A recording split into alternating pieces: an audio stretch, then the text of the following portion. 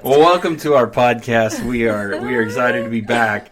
We were debating over who was going to start the welcome, and we played chicken. Yeah, we did. And I lost. So, welcome to our podcast. We are super excited to get rolling. We just finished our webisode on Monday Night Live, which we always do, and we are excited to get back with you. So as we start our podcast, as always, our opinions are our own. They do not represent any other person other than our own brains. And hopefully, if there are things that you enjoy, you will pass them on. You will talk about them and use them in your life to move and motivate you forward. If it's something that you disagree with, that's okay. You can always let us know how you feel. Yes, is always on the forefront of our mind is to help expand and broaden the horizons. Yes. Yes. We've worked hard to name this podcast, and we still have no name. I know. The podcast with no name is what we should probably call it. But it's really about the misconceptions of the mind or the way that we've been, as we talk, the mind effing, so to speak. I hate using it that, but really how we have become so programmed and so lost in the way we think and what we think to be true. And so a lot of this podcast is to try and reveal and create a different perspective of, so that people can make their own decisions with thoughts and information. And I think we're missing that in our world today. A lot of people aren't using their imaginations. They're using social media and internet to tell them what their imagination is, rather than using their own. I look back and some days miss and wish that I had lived in the days of Aristotle and Plato and some of the great thinkers. I'm confident I would have been in the audience the whole time, just listening to everything that ever came out of their mouths, because I think that the philosophy and using philosophy to understand ourselves is truly the answer to solving the riddles of human nature. Which just leans right into what we're here to talk about today. So, listener, if you haven't listened to, this is part 3 in a series of 3 of 3. This is the grand finale of this series. Okay, good. And you're like, whoa, Kate keeps pushing this. One more episode. We keep going more out. So. But if you haven't yet, go back and listen to the one where we our primary focus was about the brain. Right. Which was a couple of weeks ago. And then the one from last week, we talked about the mind. Right. And the subtle difference between those two, and really, like we've been talking about, trying to pull kind of that curtain back a little bit and really show the Wizard of Oz hiding behind the curtain in order to be able to broaden and expand your horizon about how you are wired and why some behaviors happen for you that you're like, why on earth can I get rid of this? And the different ways that we are so sometimes subtly and sometimes very blatantly programmed, and how those things get written into our mind and written into our story and written into our behaviors that keep us stuck and trapped. And so I'm really, really excited for today, because today we are going to explore kind of the greater player in that, which is our intelligence. And then also, these are my favorite things, because we're going to get into some really applicable skills about how to help you become the captain of your ship for your brain and your mind and your intelligence, so to speak, instead of being steered by all of these different places and things that have an agenda, and their agenda is to get you to buy their product. Right. Whatever that product is. But it is. It's the agenda or the narrative that the world is really pitching at us currently, that a lot of what our philosophies are built about and a lot of the information that we're getting is about. But we're not always focusing on these issues that we're talking about right now. And so as we lean into this idea of the intelligence, so you identified it as the brain, the mind, and the intelligence. And I want to kind of go down the rabbit hole here first, and I hope it's okay with you, but I want to... I'm going to do it, and Permission then granted. you can be like, well, I wish we hadn't. But too late now. Too late. Here we are. So I want to go down the rabbit hole of understanding that the body carries an intelligence within itself, that there is an intelligence on the earth that exists. We kind of alluded to that in other podcasts where we were talking about energy, and I think the emotional energy podcast that we did, and we were talking about this World Wide Web that is out there. It's unseen. You can't see it, but the search engine Google or Bing or whatever you're using can show it to you. Right. But it's not tangible. It's not what you can see. But I'm proposing that there is a energy web that's out there, and I'm kind of trying. I want to pull that string back from the other podcast of energy, and talk about it being an emotional energy. And there's a global emotional energy that exists, and we are being controlled by the narrative of the media and the world, and they're controlling your emotional web, so to speak, and the energies that are out there. But there is an intelligence out there that's beyond that. There's the intelligence of trees. There's the intelligence of water. We talked about that in other podcasts. Yes. And then we talked about the intelligence within the body itself. And this is the one keeping with the brain and the mind, I want to kind of jump into it. And that was kind of the 60,000 foot view. Kind of narrowing it down now. There's a great book Bruce Lipton put out called The Biology of Belief. And he talks about cells. And now, this guy was researching stem cells way back in the 70s, I believe it was. Oh, wow. And so, we look at stem cell research and a lot of stem cell, and that's what we think is pretty new. New technologies and new frontier. Right. Like, you can go to places and they can inject stem cells into your joints and into your tissues and try and get the body to repair and restore itself. So what we don't understand is Dr. Lipton was using these things years ago in research, and he was doing cellular research. And as a researcher, he has created this really cool understanding that cells become what they become based upon a signal that's delivered.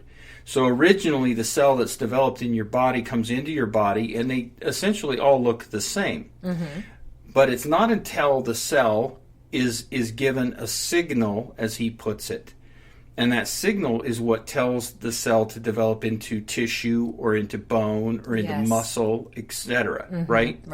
And so we know that we have glial cells in the brain. That's essentially what your brain is made up of, is glial cells. Signal, coming from the root word glue, and so we have. That's essentially, our brain is made up of water and glial cells and neural pathways from, using these. So the brain, the intelligence of the body is like, he uses this great example, this example of a baseball glove, right? And a baseball being the signal. So the cell's waiting, a baseball's comes and lands in the mitt closes, and the signal is interpreted, and then the cell will either turn into a glial cell, a bone cell, a tissue cell, a muscle cell, but it will shape and develop. So what he's saying and what he's hypothesizing here is that you are controlling the signal to the cell by your thoughts, your feelings, and your emotions, as well as what I'm hypothesizing and putting out there for argument, that the worldwide emotional web controls. So we've got this anxiety epidemic right now. I was using finger air quotes. We have this anxiety epidemic right now. Well, a lot of that is an emotional anxiety that is global. And it's really intriguing to me. And people are always asking me, well, why do you think that we're having so much anxiety in our world today? Why do you think that is? And I'm like, are you serious? When I was a kid, right? When I was a kid, if something happened, I even remember the Berlin Wall coming down in the 90s. I remember Chernobyl, where Russia had a nuclear reactor explode and literally wipe out people, it polluted. This nuclear cloud floated over the whole United States, the whole world. And I remember all of these things. I didn't know about them until the next day or the next day Right. or the next day, because you didn't hear about all these things back then. It was either on the news or in a newspaper. Right. And if you had a really good current event teacher in school, it was at school when you got there the next day. But for the most... Shout out to Channel 1 when I was in school. There you go. Like the high school news channel that just ran Were across you the on world. that? No, I wish. I mean, can't could have believe been you wouldn't so have been cool on that. to be that. But Kate should have been on. I think she would have been that person. Anyway, that said, is the world is so globally connected now that we're getting 6-year-olds that are seeing things that are happening in real time. Right. So think back to 2001, September 11th. Right. And I remember how all of us were glued to the TV, but we didn't have smartphones. I just remember getting a text message from work. I was at home at the time, and, turn on your TV. So I turn on the TV, it's all over, and we were glued for hours watching this thing happen. Yes. And as it evolved and de-evolved, so to speak. And that was kind of the beginning of this need to be tuned in as Americans. And so now, next thing you know, we've got this live streaming from Beijing. We have live streaming from... And it's not just on the news anymore. You're not turning on the TV. You're getting alerts. You're getting text messages from Twitter. You're getting text messages from your whatever app you've got, news agency. And you're immediately tuning in, and then you're streaming this anxiety into you. So now you take that anxiety, right? And you bring all that anxiety in, and your body now is taking that and turning it into a signal. And that signal is now being passed into the millions and millions of cells that you are producing right now. Like, that's the funny part. People don't realize is that 3 years ago, you were a totally different person. Yes. Isn't that the craziest stat? It just, it gives me the chills sometimes just to think about it. How literally we're completely recreated. In a 3-year period. Yes. Yeah, like, I wish you could almost start and stop on 3 years. Like, it'd be super horrible, though, because you'd, like decay. I don't know. But this idea of that it's, a 3-year period, every cell on your body has rejuvenated, restored, every hair has replaced itself, everything has changed in your body. So during this regenerative phase, you're sending signals to your muscle tissue, your cellular tissue, your glial cell tissue, all of these things, and they are storing the energy. And that energy is becoming an intelligence, and that intelligence, life, and I will tell you, I've dealt with people for a long time. Intelligence isn't always intelligent. Right.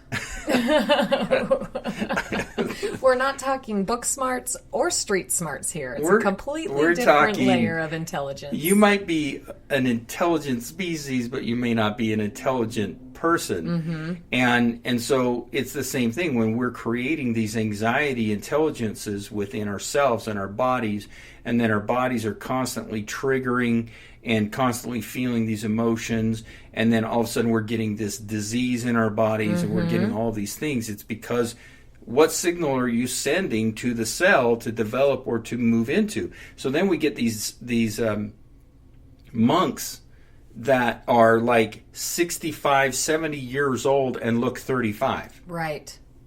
Because of their zen-ness. Right. Yeah. Because they are staying in a state of awaken. They're staying in a state of now. They're staying in a state of not overly connection to the external world. They're in a different state of mind, and so as a consequence of that, their cells are interpreting this, and so all of a sudden you see this individual. I love how the book "As a Man Thinketh" by James Allen. He talks about how he says, I have seen people that are, like on in years look as young as can be, and some of the young that look on in years. Yes. And this is what I'm proposing. That's the rabbit hole I'm proposing is intelligence. Yes. I love it. Can I loop in another piece? Because I love that you've brought in... Well, I've been talking for 10 minutes now, so you go. Guaranteed it won't be a 10-minute tangent.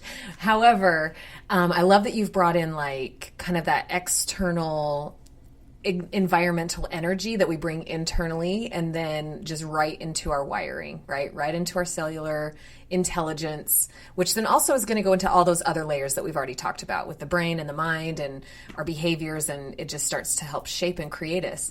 The other piece of this that I want to kind of pull another thread from is it is absolutely mind-boggling when you start to think about this generationally, and how through the stretches of time, it doesn't even have to be an event that's happening right now on our planet, but quite literally, your ancestors reach through time and pass on these different intelligences and these different energies through the generational pattern.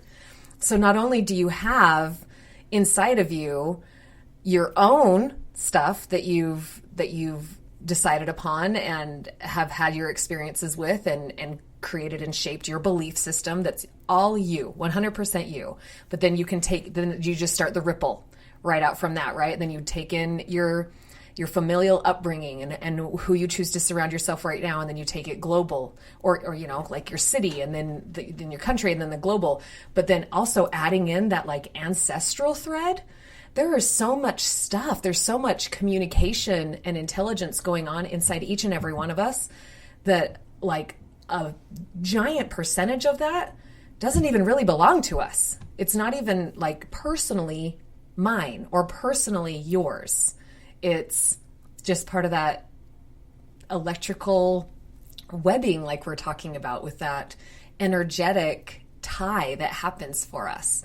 And so really part of today, we're going to be discussing also like how you can really take accountability for that and start to mold and shape your intelligence with conviction and with your own tools instead of just being the victim, right? Like it's so easy to just like walk around the planet and just have all this stuff happening and not really take accountability for how you want your life to go. Yeah. Mm-hmm.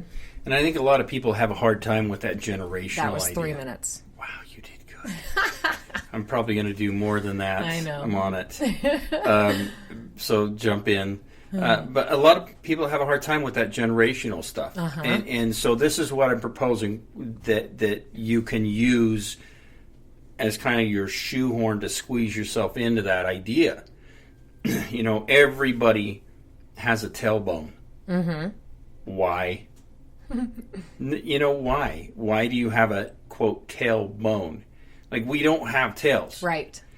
At one point in the embryonic phase, you do. Mm-hmm. But the fact that we have a tailbone, and you'll have some people that will have more protruding and different things. Why are we genetically wired the way that we are? And it's through an evolutionary process. And where the DNA is like a recorder, mm-hmm. right? So your DNA, every time you are growing and producing and healing and moving forward, your DNA is recording all of this information. Mm-hmm. And your DNA can change. There are certain parts of your DNA that can change. Mm-hmm. So we will see at times when we're working with people, we'll see an individual who might be at the height of their addiction, and then they have a child during that period of time, and that child brings in that DNA signal, and that child will take on some addictive traits. Right. Versus they sober up and 5 or 6 years later have another child in a sober state of mind, and they will also take those DNA traits on, if that makes sense. Mm-hmm. So your DNA is always being written. It's a recorder, and when that DNA is delivered through the mating process, that's a cassette tape or a CD or a download mm-hmm. that's saying this is what you're going to need, mm-hmm. right? This is what you're going to need.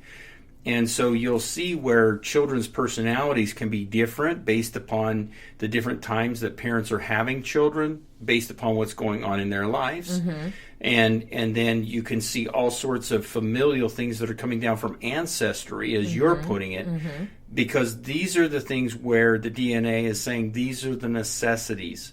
You need 10 fingers. You need 10 toes. You need these types of eyebrows, these types of eyelids. You need this type of teeth. And so all of a sudden we get these generational things that are coming there. Then why can't we have these other generational things? Right, energetic and emotional generational energetic things. and emotional, because you can come into the world. And I will tell you, being the father of 5 children, they are all different. And a lot of them have a lot to do with where I was when I was when they were conceived, you know, and I'm not getting into that. That would be weird. That is a different podcast. That's a different podcast, different people. But the state in mind is what I meant to say. Right, You know, yes. like the state of mind, my emotional state. And then not only that, but also the type of parent I nurtured. So now we're dealing with nature and nurture. So those of you that are having a hard time getting on board with this, you know, ancestral stuff, like, oh, how can you bring that on from your ancestors, da-da-da-da-da? Well, I just explained it.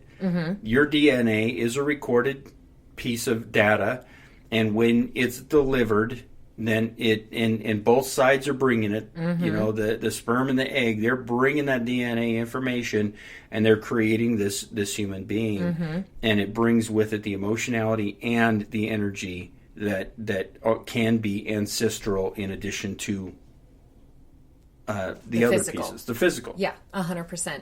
And I can't remember what I was reading or what I was listening to that explained it like this. And it really just kind of like shook my snow globe a little bit to like think about it. It just kind of was one of those like wrinkles in your brain to like, huh? Okay, I got to wrap my brain around that. But speaking of conception, and we talked about that when we talked about the brain and kind of the different developmental stages of it. But in conception, when the sperm swims to the egg and we create the baby, right? We're having that class. Yes, we're having that right now. But everything that baby needs and will continue to grow and develop is in that moment. So if you think about your grandparents, right, that everything that they had was in that space. And then of course it divides and divides and divides, but like all of it is right there. Right. So in reality, your essence and what is going to be the expression of you eventually is already in that moment, because they're part of your story. Right. Right? And I mean, that can like really start to blow your mind a little bit when you stop to think about that. And so, yes, of course, how on earth is that not just common knowledge these days? You know what I mean? Like in the advancement that we've had with our race and our species and development, like you think that would be like, oh yeah, totally. I totally inherited some of my grandmother's energy when she was hanging out with my mom and I was in her like, duh, of course. Well, and there's that too, and that's a great point. Oh my gosh, you're bringing up a whole nother part of intelligence. Right, that's a little different. But it is same. It's similar, but it's different. You're not bringing it through the DNA, but you're bringing it through that process of maturation. Right. And what they found in some of the studies that they did, and I'm trying to remember if it was Deepak that was talking about it, or Bruce. Was it Bruce? God, I wish I could remember which author was talking about it. But they were talking about, based upon the way the mother viewed the world and the energy that the mother felt actually affected the child's physical stature. And so if the mother was feeling the world was a scary place and the world was not a safe place, then the child is going to be built, born in a state of mind, in a state of being to be a little bit stockier, more muscular, a little bit stronger. Because of the fight or flight. The fight or flight and the energy that the child's picking up. Now, Yes. One of Joe Dispenza talks about how you have these floods of cells, right? So when the child's in the womb and the child's developing, they are producing millions and millions of cells, and I love his metaphor for it. So he says, think about a startup company, right? And when they start up, they just start hiring employees, tons of employees. They're just hiring, over hiring. They're just hiring them, and there's really no idea how many they're going to need or want. But pretty soon, these employees start to kind of clump together and wire together, and some of them start working together and some of them don't. And the ones that start wiring together and start clumping together start to develop. Those are the cells that will continue on. The other cells over time will start to go through now that the cell, or the body, as he calls it, like a startup company, now that the company realizes, hey, we don't need all these employees, then it starts to dispose of the cells that it doesn't need. Right. So, and how easy is it to dispose of just the one solo cell instead of the ones that have clumped together? right. And because they need those, because they're developing the eyes and Right. the tissue and all of those. And so what he's saying is that in that moment, this is where there's so much influence on the energy level and the intelligence of that child's body. The child will, when he talks about a child being born and turning its face towards its mother. And the reason it turns its face towards its mother is because it's learned that is its best source of survival, is that voice, because that's the voice that's been there since the beginning. This is the intelligence within us, right? Yes. So we're talking about a brain that's at this point is essentially just a cerebral core, and there's not a lot of gray matter at this point. We don't have any lobe production yet. We don't have any of those things. Anyway, point being is that, as you were talking about, the influence on the womb is where the cells are making the decision about who gets fired and hired.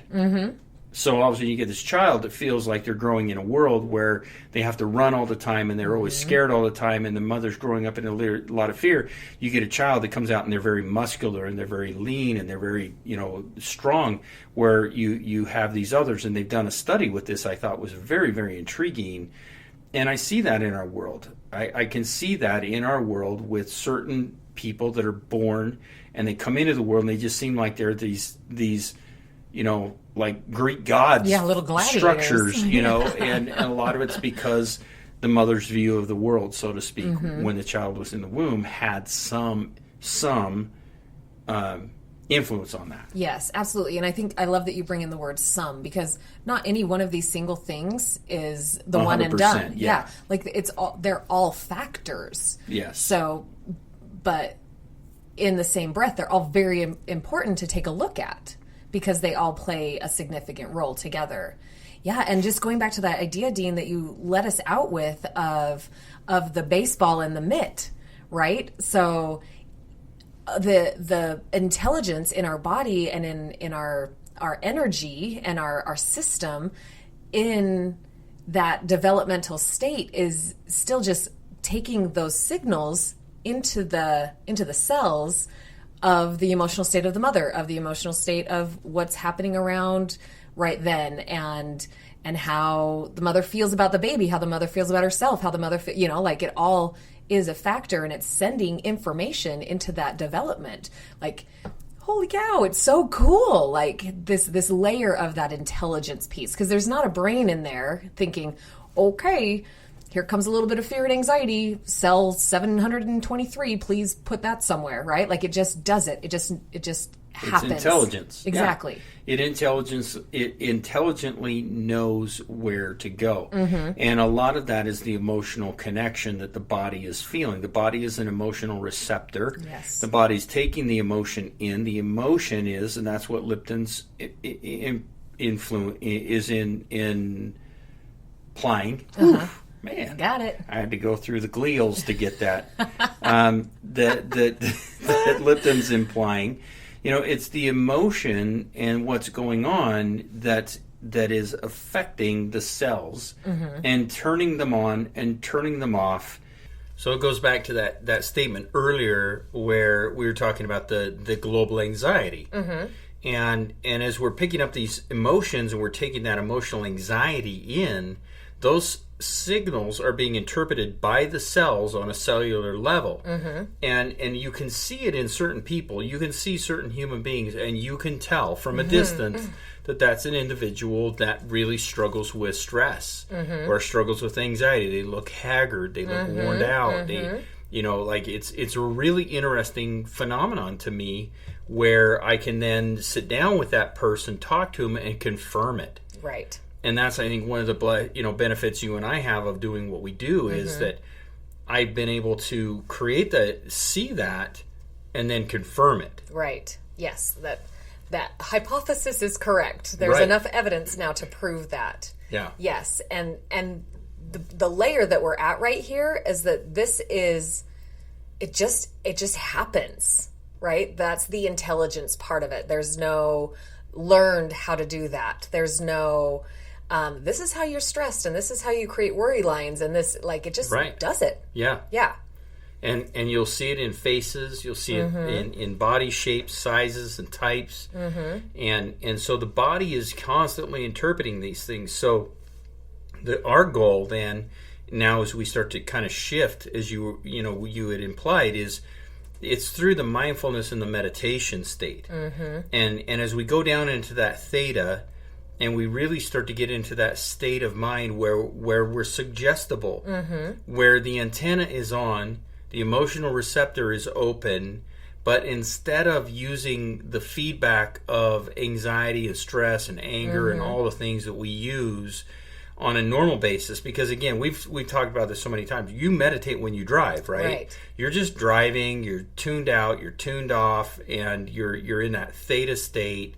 You don't even remember driving anywhere, and the whole time you're just programming your mind, like, oh, and I forgot about this, and I forgot about that, and how about who, and who's talking, saying what, and all those negative things, and I hate the president, and I hate the country, and I hate the people, and all of that is now being interpreted by the cells. The cells are taking those signals of anger, frustration, resentment, all of it, and it's going to start to create and shape who you are as a human being. And that's really a crazy concept if we really recognize how far that goes. Oh my goodness. So instead we start meditating in a very healthy way, where we take the time to really ponder and meditate. While we're meditating on how we want life to feel. We're meditating on how we want life to look. And now we start to send different signals to the body. Right.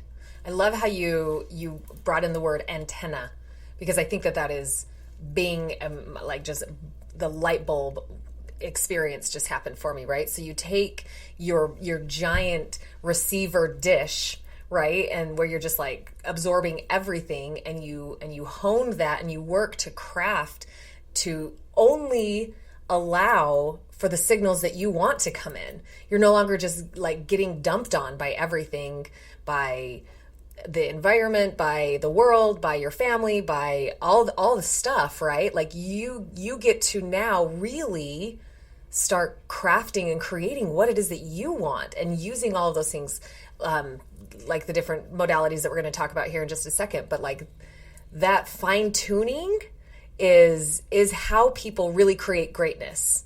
Like if you want to like really study people that have figured out how to like just master this idea about being human, right? And like expressing it to its fullest capacity. I think that they're all pretty good at this, right? They're good at filtering out stuff that doesn't serve them, that only brings in all those energies that are going to tear them down physically, mentally, emotionally, right? So they can eliminate that.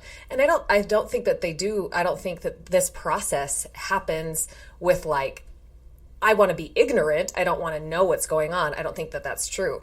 But being able to objectively look at things and not have them trigger you so much and just blindside you and just be this constant receiver of all of that stuff, to be more selective in how you want to shape you, and really understanding that, quite honestly, you have all the control there.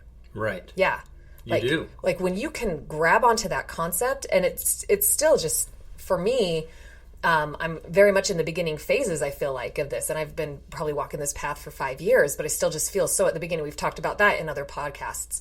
And the different layers to that accountability piece, and to really owning it, and then allowing yourself to be human, and still like, sometimes my dish receiver is way too turned on, like I got to eliminate some of these channels. But that's also part of the process and part of the learning. But to also really lean into this part that we're talking about, how it's not a one and done. You can eliminate that. You can fine tune, and your cells can change, and you can grow and just be better and better and better every year, instead of like collecting more and more and more anxiety and depression and sadness and garbage, right? Like you can lighten. Yeah, absolutely. Does that make sense? Well, as you start to control what you're tuning into. Exactly. Yeah, exactly. That is the key. And then that is your intelligence. Right. Knowing that all of those things are being picked up by something other than just your cognitive brain or your wiring that you're doing with your mind. Yeah, and it's always amazing to me too, is when people start to shift, and that's the interesting thing to me about it, is as people start to shift and become more awakened in life, and especially awakened to the things that we're talking about. One of the biggest complaints I get is I'm receiving everything. I'm getting too much information. Right. Because emotionally, we're starting to turn off channels, right? Metaphorically. Right. So we're turning off channels, tuning off, turning off. And all of a sudden the channels that were there, that have always been there, start to get louder and louder and louder and louder. And people wonder, well, why is it that when I become more, awake, I become more stressed out, and I become more overwhelmed by other people's energy? And why do I feel like other people, I'm so sensitive to other people's energy, and et cetera, et cetera? It's because it's not that things are getting worse or you're getting worse. It's that you are starting to turn off all these other channels, and these stations that have been there forever are starting to get louder. And that intelligence that we're talking about becomes more of you're tuning in all of the stations. So just think of when you turn on your radio, and it's just like right in between stations, and it's just kind of like picking up 5 or 6 different stations, and you just start dialing and dialing and dialing until you finally can eliminate. And that's what you're saying, is that the individuals that are really getting good at it have learned to eliminate the static, learn to eliminate the channels that they don't want to be tuning into and don't want to be listening to. And through that meditative state is what you're doing that in. Right. And you're finding your bandwidth, and you're finding the bandwidth that works for you. And so that's a part of the process for us, is to really tune into a bandwidth and tune into a signal that doesn't create anger, frustration, resentment, jealousy, all of self-loathing, all of the things that we're always working to overcome.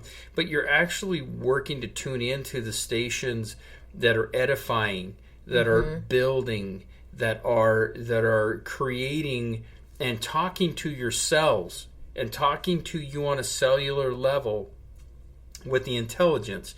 And I think one of the other comments I was wanting to go back to is that we talked about it in other literature, where there's this documentation where a heart transplant takes on the attributes of a past its original owner. Its original owner of the heart. Yeah, I lack a better term. Yeah, if you own your heart. Yeah, they owned it before me. And, right. And this woman who started craving like pizza rolls and all these different Mountain Dew and all these things that she never wasn't even within her wheelhouse, but all of a sudden the intelligence that had been built in the cellular level of her heart was communicating with the intelligence of her brain, and sending signals and information up to the brain, to the glial cell part of the brain, or well, not part of the brain, but it's all there. But you know what I'm saying? It sends it up to that part of us, and all of a sudden this woman's craving things that she's like, I would never have eaten that or wanted that before, because the intelligence of the body. So that said, then we wonder why we are constantly vibrating on anxiety, why we're vibrating on anger, why we're so quick to certain behaviors and attributes and things. And that's where that mindfulness and meditation, slipping down into that theta, rewiring, reprogramming, like we talk about that little child in the womb who's being influenced, and the shape of the body is starting to happen.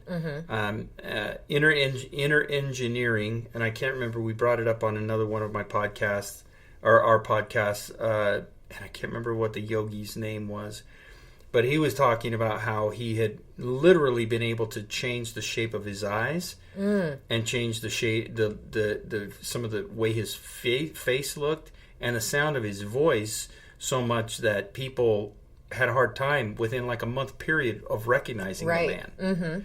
And these things are documented. These things are real and they are happening. So let's take control of it. Yes. Through meditation. Absolutely. Go. Well, and I love how you were talking about tuning into those different radio stations, right? So I think this is another piece where we have to start really taking a hard look at accountability, because not only are we receiving information and choosing what channels to tune into, but we are a channel, right? And our we are emitting, yes, our emission of a channel, like our energetic output and our intelligence that just is there and is rippling out to our loved ones around us and adding into the collective and all of those things. Like, that is it is so cool, but it's also terrifying at the same time. I've got a funny piece of that. I like this. I want to grind on this for a minute. So years ago, 20 plus years ago, when dinosaurs rolled the earth. Yes, and I could roll on with those. But I'm at work. I'm drywalling, right? So it's like 27 years ago, maybe 28 years ago. And I'm hanging drywall, and the guy that I'm working with listens to hair bands, right? Hair band music. And I had grown up listening to, like Depeche Mode and Violent Femmes and Psychedelic Furs, like Tom Dolby and, the whole, that whole kind of life. So and country music to some degree. And I had kind of gotten turned on to that. I could not stand this idea of hair band, it just sickened me just to hear it, and I hated it. Like, I disliked it. But the funny part is that the longer we worked together, I started liking it, and pretty soon it got to the point where I do like it, and I actually have a station on my Google Play of hair bands because now I like it. Now you crave it sometimes. Now sometimes I'm like, I need a little white snake. Yes. Right? Yes. I mean, this is the reason that when people start dating and start to get to know each other, like, oftentimes they start to like the same activities that the person that they're interested likes. And that's my point, is sometimes the normal that you think is normal is self-destructive, unhealthy. It's holding you back, but it feels normal. And even for people who start out maybe in a healthy space, but then they get connected to people that are unhealthy, then that normal becomes normal. Right. And you don't even sense it. And I always love that analogy of the fish in the fishbowl, that as the tank gets dirtier and dirtier and dirtier, the fish can't tell the difference. The fish can't tell that the water's getting more and more murky, and it can't tell. But once you pull the fish out and put it in a crisp, clear water again, it's like, whoa, oh, wow, this is amazing. Yeah. And it's kind of the same with us. And so some of you listening have been in these relationships, and you go, God, I know this isn't working. I know this isn't healthy. Or maybe it's behaviors, or maybe it's belief systems, and you can't figure out how to get out. Well, the first thing to do is to recognize it's because it feels normal on an intelligent level. Yes. Your body's going, no, this is normal, even though it's destroying you. Right.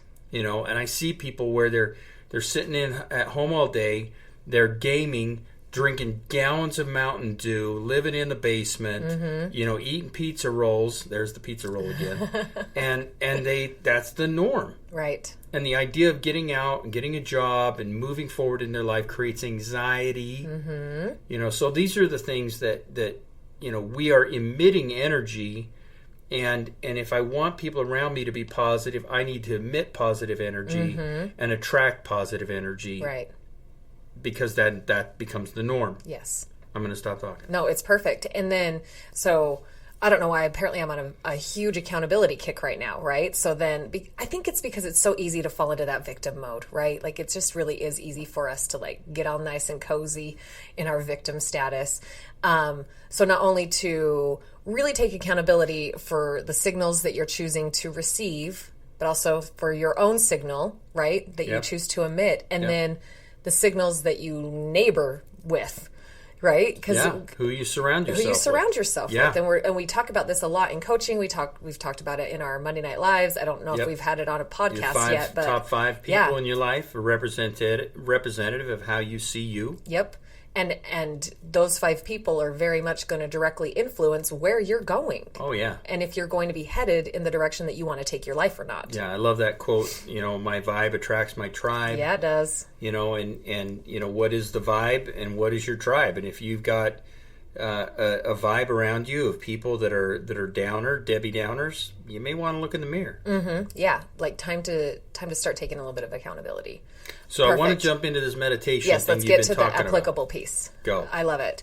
So in our last podcast, too, that we talked about the mind and the different places that we put ourselves. So, Dean, I love that you've already talked about in the car and how we put ourselves in that theta place, sometimes unknowingly, right? And in the last one with the mind, we talked about how we really do put ourselves in a programmable state in places that we probably don't really want to be programmed, like in front of the TV, listening to podcasts other than ours. But those and ours. Sorry, puff. But when our brain gets into that theta state is when we're really impressionable. And so the power lies in putting ourselves into that state where we're super impressionable and then impressing upon us the things that we want to create instead of being quote unquote brainwashed. And so I'm actually just going to pitch it right back to you because I know that you have been practicing meditation and mindfulness for a very long time. Yes. So what would you say? I'm going to interview you now. Are you ready? I'm ready. Now I'm ready. What would you say to someone that's just beginning? Because if they're anything like me, they're going to be like, okay, great. So for 2 hours every day, I've got to slice out some time to be able to get in this theta meditation. All or nothing. Right? Yeah. So let's talk about the beginning places of this, because this is our target audience too. We're not coming in to those that have really mastered this, right? This is like, oh my gosh, I've never been made aware of this. Right. So yeah, I've heard of meditation. Sure, I've seen it in movies and things, but how do I actually do that? What does that really look like? So the thing I always share with clients is, first of all, meditation has many different faces to it. Mm-hmm. And we have to get away from the idea of a right or wrong, all or nothing when it comes to meditation. The other thing I always encourage people to do is you start small and grow to big. And that we talked about today in the webisode, inch by inch, right. And when it comes to meditation, you got to figure out, kind of where your personality lies. Mm-hmm. So for some people, we're very internalized. I'm an internalizer. Yeah. So my mind, and so are you, we're both internalizers. Mm-hmm. So our reality is internal. And so how we think and how we see the world, it impacts how we feel about the world. Mm-hmm. And it's all that inner world in self. Where there's externalized people, where they're very much influenced by the way the world impacts them, and how the world and what other people's feelings and thoughts and things that are going on, their reality is external, and an internalizer's reality is internal. So for most internalizers, using something that pulls you out of your brain into your body is the best form of meditation for an internalized person. Where an externalized person, going into the mind is more powerful. So you may find that and this is where it's tricky, because you can be a little bit of both. You can be a hybrid. You can be right in the middle, maybe. Right. And so where some people can sit down and use these guided meditation apps. Yes. And I think they're great. And these guided meditations, you can sit down, you can turn them on, and they can take you through this meditative process. And that's a really perfect tool for an externalized mind. An internalized mind is going to lean more towards like meditation beads, where they're using a mantra and they're sitting, quietly with the beads, and the beads give their mind something to focus on, and that object type of meditation where your mind is focusing on something in a repetitive way that allows it to become more in a meditative state, where others can be more through that guided imagery process. So one thing that I do also encourage people to do, which internalized and externalized people can benefit from, and that is I call it just the 5-minute meditation process. And so what I challenge people to do is you, in every meditation, regardless of who you are or where you come from, you start with 3 cleansing breaths. And the reason you take 3 cleansing breaths is because you're telling the body, hey, we're about to do something different. Yes. And it tells the body and the mind to pay attention to one another, right? So the body's paying attention to the mind's paying attention to the body. So as you take those 3 deep cleansing breaths, they're in through the nose and out through the mouth, in through the nose and out through the mouth, in through the nose and out through the mouth. Once you've taken those, then you start breathing normally on your own. And what I challenge you to do is to focus on your breathing. So feel the lungs filling up with air, and feel them exhaling. Feel the bones of your chest. Feel your rib cage sliding under the skin. Feel it rising and falling. Feel it rising and falling. Then I challenge you to tune into your shoulders and feel your shoulders rise and fall,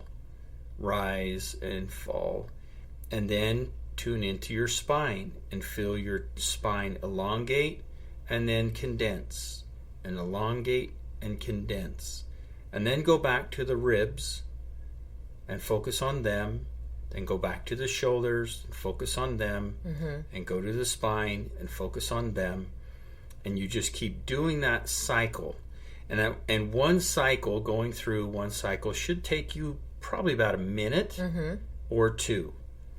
But total, you go through it about 5 times, thus a 5-minute meditation. During that period of time, you're working to allow the mind to quiet. Now, the way that we quiet the mind is we recognize that the mind is meant to be thinking. That's what we trained it to do, right? But what we can't control that. But what we can control is what it focuses on and thinks. And so what I've found is when I first started meditating years ago, I can't even remember how long ago it was, quite honestly. But when I first started meditating, man, oh my gosh, it was like a crowded subway. Yes. Like the thoughts and the chatter and the noise and the things, and it just got thick and thick, and I would get discouraged and I would get frustrated. And then I finally heard this idea, this concept that was taught to me through a meditation specialist. It wasn't a yogi, but it was an individual that worked on stress relief and meditation. And they said that if you allow the thoughts to come into your mind like clouds, and when you see a cloud that you don't like, when you're looking for a shape, right? So you look up and you see a shape of a cloud and you want it to be a bunny, and there's no bunny. So what do? You refocus to another cloud. You don't hang on to that cloud and try and change its shape. You just don't give it energy and you move on to the other. So what I've liked and how it's morphed for me is that that the thought comes into my mind, I acknowledge it, okay, you're there, and then I refocus back on my breathing. Don't try and push it out. Don't try to control it. Don't try to shove it away. Don't try and counter it, whatever you do. Yeah, don't engage. Oh my gosh. Some people will be like, every negative thought, think 5 positive thoughts. Don't do that. Because all it is reactionary, and it binds you to the negative thought. But what you do is you refocus on the breathing. That's all you've got to do. So the thought comes in, oh my gosh, Aunt Wilma. Oh my God, wait. My ribs. Okay, my ribs. Oh my gosh, did I pay the bills? My spine. My spine. And then I'm not trying to counter it. I'm trying to direct it. Yes. So it's a matter of directing. And so this is really the fundamentals that I try and teach people when they first come in. And then you can get into the deeper meditations. Some people think, I've asked, well, do I need to be in lotus position? Do I need to be here? Do I need to be there? No, you need to be in a comfortable position where you won't fall asleep. Yeah. That's the important thing. You've got to be in a position where you're comfortable, but not where you're going to fall asleep. So if you can lay on your bed and you can be in a relaxed, reclined position and you're on your bed without falling asleep, perfect. Do it. Yeah. If you're in a chair, if you're in a recliner, if you're in lotus position, I can't get in that position anymore. My hips and knees won't let me do that. So I use what is called a meditation stool, which gives me the ability, gives me the support where I can kneel and I can still be in that position. I use that when I really am lucky. It's to me, it's a treat. It's like, how some people have treats. They get to go and get like chocolate or something they've got hidden in their cupboard. To me, using my stool is a treat because most of the time in my busy life, I can't go do those, sit down and allocate, that big deep. Today I did. I had that wonderful opportunity to meditate for a half hour today, and I was able to use my meditation stool and really just hunkered in. But most days, which, every day I work to a minimum of 5-minute meditation. And what I'm doing in that period of time is I'm programming the mind with positivity and positive thought.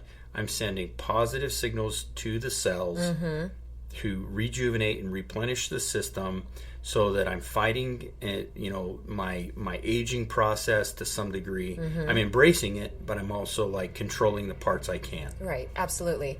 And I think that it's really critical, especially in that beginning stage, to remember that this is a practice. You're learning to ride a bicycle at the moment. They're your training wheels. And I love how you brought, in the meditation world, it's called monkey mind, right? Like all of that busy subway, like you were describing, is going to happen. It's part of it. It happens to everybody. You don't start practicing meditation and just be so efficient at quieting your mind. Like that's part of the process. Right. But if you continue to practice and to show up and to keep refocusing, then eventually your meditations can get longer and longer, and then you really start that beautiful process of rewiring the theta pieces of it, to be able to really start making those deep changes. And I when you were describing like just the breathing and starting small and giving yourself grace and just refocus right back to your ribs and that stuff, like I could almost visualize the cells in the body just starting to clear up. Right? Yeah. It's like you're starting that cleansing process. Right. And so as you continue with the practice of that, and then be able to build in the other layers of the wiring with the theta, and put in the mantras and put in the true beliefs, and be able to eliminate some of the emotions that you don't want and increase the emotions that you do want, and all of those pieces, that continues to infuse this intelligence that we're talking about. It just continues to clear out all the clutter and all of the junk and create your channel as a more strong frequency on the radio of life. And then just it increases. It just gets stronger and stronger. As with all things, I think, that are the most valuable, it takes a little time and takes a little bit of practice, and you gotta just keep at it. I say that to you, dear listener, knowing that I am very much right at the beginning with you with the progression of this. Well, and I've said it, how many times have I said it? Yeah. Like I think even every meditation practitioner will tell you, even the 80-year-old practitioner will tell you they have no clue. Well, that's an exaggeration, but it's a practice, and it's your practice, and that's the part where we don't judge it. No. And the beautiful part about it is it's your way. It's finding your path. Yes. And everybody's meditative state is going to be for in different ways, and I think that's the part that's important. And I love how absolutely beautiful that individual expression is, and the more that each and every one of us on the planet can really do this work and really take the accountability for our own intelligence and our own signal and what we choose to bring in and what we choose not to, and the people we surround ourselves with and all of that stuff, we're really just becoming the amazing beings and creators that we are. And our world needs everyone to really step into that and really embrace that and show up in our full expression, to be able to let's rock this baby. Let's make some change. This is how real change does start to happen, is in this layered experience, and to be able to comprehend and open your awareness, and then own your piece of it and start to really make those changes, because then that's just going to ripple out to, you're someone else's 5 people, and they're going to start to shift and change and do things differently. That's amazing how we can do that for ourselves and for the ones that we love and surround ourselves with. It's a beautiful thing. Yeah. Wow. Well, thank you everybody for tuning in. It's been an awesome podcast. We're excited. We actually ended without having next podcast, so I'm excited to see what it brings. I guess we'll see. We will find out. We may head a whole new different direction. But thank you for tuning in. Thank you for liking and sharing these podcasts, and your comments.